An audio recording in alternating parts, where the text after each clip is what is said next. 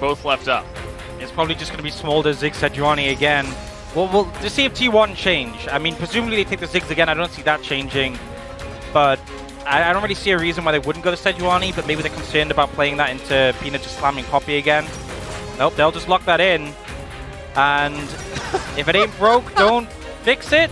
We are just running it back. Game number 1 definitely felt a lot more HANWHA favor. But even there was a lot of back and forth, as in the last game. And yeah, why not? It's important to note, they actually did the same order of bans as well. So this could just be a replay, for all we know. You know, they're just matching the picks and bans exactly. But this is a change. Looking at a potential Corki pickup, this was presumably they want to give counter pick to ZEUS, so I guess Carrier just takes the Alistar and presumes that Delight will take the Rel into it because he's so confident on the pick. Maybe we could see Delight going for the Rakan as well, but there's so much AoE on T1 that I think that might be a bit risky. Yeah, absolutely. Let's see what HANWHA Life Esports will round out this draft with, and we'll see if we get a bit more of a spicy counter pick for ZEUS in the top lane. I'm not really hoping for, you know, Jack Snar. The Jack's obviously taken away this time. Rakan being looked at here for Delight. So Jin, Rakan, nope. Just going to go back to, no. Thinking about it. Rakan or Rel, what's it going to be, Delight? I think Rakan has an easier time in this situation. A lot of things that can interrupt between the Sejuani, the Satchel, and the Alistar. The concern is you are squishy, but with the Warmog's rush that we've seen a lot of times for Rakan, you are a bit bulkier, but there's a lot of AoE. If you fall behind, you can just get one shot when you're trying to go in. Seemed to be an issue before. The light on Rakan goes back all the way to the Brionne days, where he was a large part of why their team fighting was as good as it was, as the cannon being looked at here. I like the Renekton a lot more. I know that Renekton is not just a Vayne though. You know, we've seen this before. It could happen, but I feel like the reason why we saw Nessus originally is because if you pick it into Cannon just doesn't get to do a lot. We've also seen the Vladimir, which hasn't been very successful. What if we? It's just ZERI. It's ZERI top, right? Because ZEUS has done this before. He did this at EWC as well. Yeah? What? He was like, yeah, no, this is just good. And it could be Corki top, as you mentioned. But yeah, I mean, this seems like HANWHA Life Esports should have known that this is coming, especially into T1. Yeah, I think the Corki top makes sense. He's got a bit more early trading power to keep the Renekton at bay. You know, we've seen ZERI and a Smolder a lot of times. This feels similar in ways, not the same as the comp we saw from T1 against KT when it was Sejuani plus a bunch of range champs. They do swap back, so ZERI in the top lane. Good luck. It's going to be an interesting one. Maybe a lot of scaling in this game number 3. Let's hop into the Rift and find out what happens. 하나 생명! 하나, 둘, 셋! 팀원! 하나, 둘, 셋!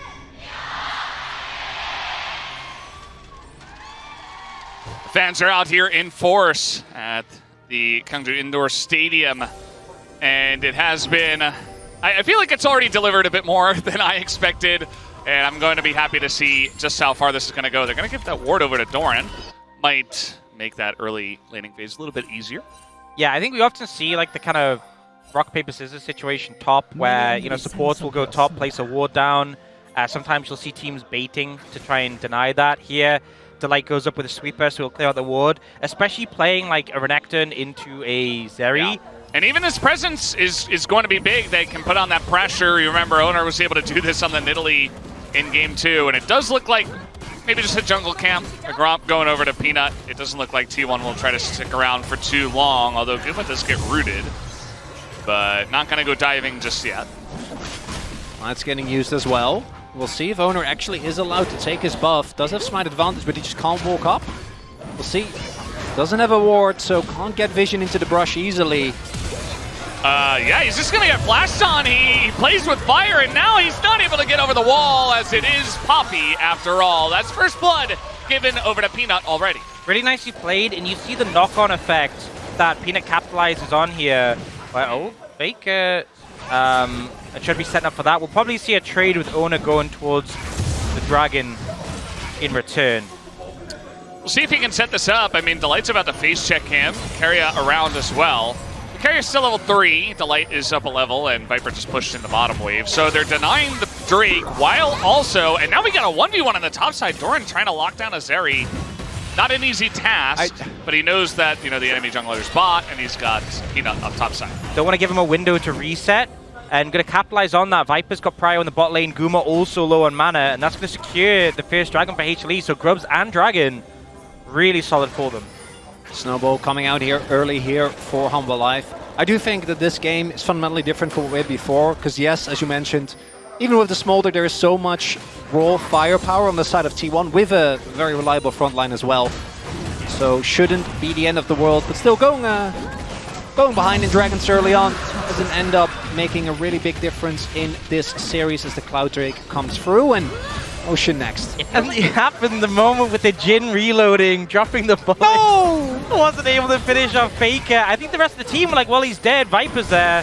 Ran out of ammo. Yeah, TP coming in, and now this is about to get really scrappy. The ult goes in onto the light, but now the Charm coming in. They turn immediately onto ZEUS, who is so low, but he gets over the wall. And now Owner in a bit of trouble. But we got the flank coming in from Faker, and Guma and Carrier looking for a bit more. A lot of low health bars, but ZEUS finally goes down to the queue of the Smolder, and Carrier just trying to give up his life, just trying to frontline for the team, but Zeka's just able to run forward. They deny the pummel. He is not able to get anything. It's another kill to the Smolder, and T1 are just on the run. They can't quite get away. Nearly able to take out Viper, but it's just a third kill over to Zeka's Smolder. Just beautiful execution there from T1, immediately punishing ZEUS as soon as the fight starts, and then from then on out, it felt like HLE had this structured move where they just immediately collapsed down onto ZEUS, who dashed away.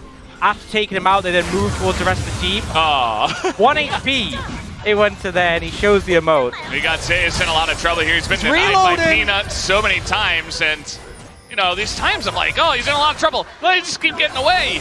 As ZEUS will be rooted down, but now we got the engage coming in from Carrier. As in goes the light, just trying to save Peanut, who is so low. And even the Poppy will be taken out eventually. T1 able to get that, but here comes big boy Zeka looking for a little bit more. He is so fed in this game already. You really got to be careful with that Smolder. In this situation, normally not the strongest, but if you have to try for a spike, if you're... and you just outrange it. Here comes Peanut. He's going in, and he's got a big crocodile right behind him. Owner and Faker just trying to split up, but they are pretty deep into this turret. They're going to keep Owner around it, and I think, yeah, Mom's got some scolding to do. Zeal will come in, but Owner not able to do quite too much, as finally the last Q comes in, and Zeka will pick up a 4th kill. Not able to get anything there. Zeka getting further and further ahead. First turret's going to go down as well. The gold lead now starting to become an even bigger deal. About 3K here for HANWHA. There is an answer for T1 on the flip side of the map again. When it comes to scaling, I think they have a lot of power, but Owner, unfortunately, did end up saving his teammate, but does have to pay the price himself. And honestly, credit to Doran for really, after a laning phase that looked very unenjoyable, just finding the impact in these skirmishes on the Necton to keep himself in the game, keep himself relevant. Actually finishes first item before ZEUS does. Oh, Eternal Soul again. Yeah, that's a big one, especially with Smolder, Jhin, and HLE already having 2 dragons in the bag. Carrier will just headbutt the light. And Owner's having a rough time. Yeah, kind of reminiscent of that previous series we saw between those 2 teams, where Peanut just kind of ran the rift. And it feels like in this game, it kind of came as a bleed out from that misplay bot where Carrier got chunked into the invade, into Owner going down, and just snowballed from there. Now, setting up the Herald, do you want to contest though? They kind of want to contest. Faker's CPing in onto this one, and Doran is going to be forced to flash away, but now the fight comes out, and the ZERI from the top side will be pushed all the way into the jungle, actually. ZEUS not able to join the fight, but now Carrier, bit of an awkward spot. He is still an Alistar with flash and ult. See how long this journey goes. Looks like he's just going to accept his fate. And HANWHA Life Esports will also accept a kill with that one, and that will be another one that goes over to Zeka, making him 5-0. They also got the Herald, so free kill. You're going to give up one bot side outer, but that's obviously not going to be the end of the world. Even more gold going over to Zeka, who just gets spoon-fed these kills. And that's again, I think, Peanut being the difference maker. That fight looked a bit rough. Carrier actually splitting it up nicely. If ZEUS is there, the extra damage from the ZERI can really be a big difference maker. Feels like HANWHA Life Esports have this game managed really well. Will be a trade of these turrets, obviously saw that one go down bot. Zek will pick one up top and just get even more gold. Yeah. And they do get Doran low, but he doesn't go down, and it feels like a lot was burned for not much value. Carrier was on this flank but didn't get to make use of it. And now with the Herald, they take mid tier 1 and just further open up the map. Yep. Peanut just going to throw out an ult, but, or rather, Because right now, if these Drakes start stacking up, if HANWHA Life gets this one, if this and this attempt at, oh, it can't fill. They need to get it. Uh-oh, Faker, yeah, he's going to be slowed up, and now you've got the whole team body block. Oh! They knock away! They snipe the Courtney! Insane play from HANWHA and from Peanut to set it up, and that should be the Drake going into their hands as well. That should be Soul Point. Peanut just sets it up. That second shot crucially hitting ends up being the main difference maker. Faker doesn't have flash. Is it a desperation Baron? There's no way. There's no way that we do that. I think they're going to threaten, they're going to establish vision, but there's no way they do. But that was so slick from HLE. The pressure was there already. It was already a good play to force Faker away, but to get the kill. But they're starting to go for plays that might look a bit desperate, trying to find picks on isolated members. And HLE sniffed them out. Yeah, Peanut's going to use the engage cone, and Faker...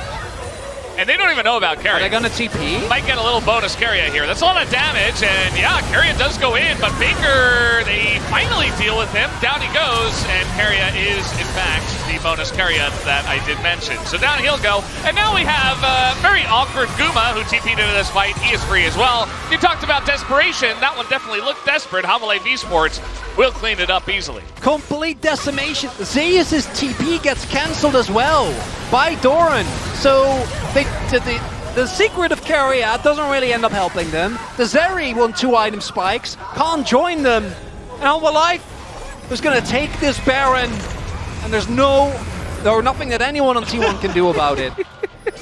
I mean, so just really strong. well played from HLE. The thing is, it just backfires and gets worse. Yeah, I'm also looking at it. Maybe ZEUS should have been happy. Like, I think by the time he arrived, I don't know if... Uh-oh, another play here. Guma's in a lot of trouble. Can they take him down is the question. The grenade goes flying, but he will live with that flash. And now an opportunity for T1 to turn this one around, but this is so tanky. He's got the Warbox finish, and now he goes back in, and he's frontlining. There's the Nagamon on Faker. Down he'll go. Doran diving the turret. SACA is a massive dragon at this point, and they will just dive on in and decimate the rest of T1. Carrier goes down. It's a triple for the Smolder.